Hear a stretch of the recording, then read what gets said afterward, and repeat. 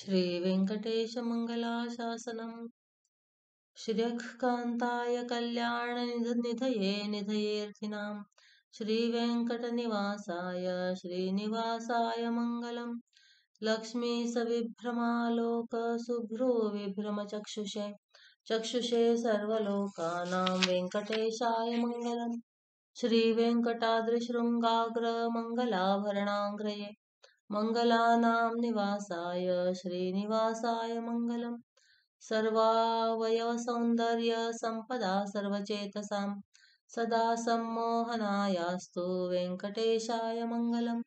नित्याय निरवध्याय सत्यानन्दचिदात्मने सर्वान्तरात्मने श्रीमद्वेङ्कटेशाय मङ्गलम्।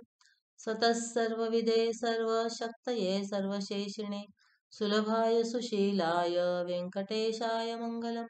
परस्मै ब्रह्मणे पूर्णकामाय परमात्मने प्रयुञ्जे परतत्त्वाय वेङ्कटेशाय मङ्गलम्। आकालतत्त्वमश्रान्तमात्मनामनुपश्यताम् अतृप्त्यमृतरूपाय वेङ्कटेशाय मङ्गलम्।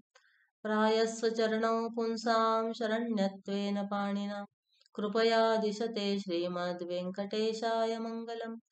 दयामृततरङ्गिण्यास्तरङ्गैरिव शीतलैः अपाङ्गैः सिञ्चते विश्वं वेङ्कटेशाय मङ्गलम्।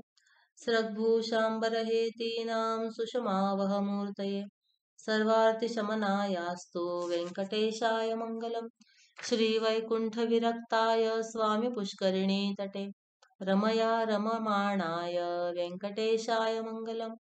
श्रीमत्सुन्दरजामातृमुनिमानसवासिने सर्वलोकनिवासाय श्रीनिवासाय मङ्गलम्।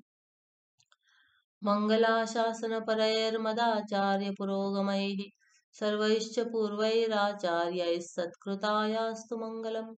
इति श्रीवेङ्कटेशमङ्गलाशासनम्। श्रीवेङ्कटेश भगवान् की जय। वेङ्कटाचलपति भगवान् की जय। श्री सद्गुरुनाथ महाराज की जय।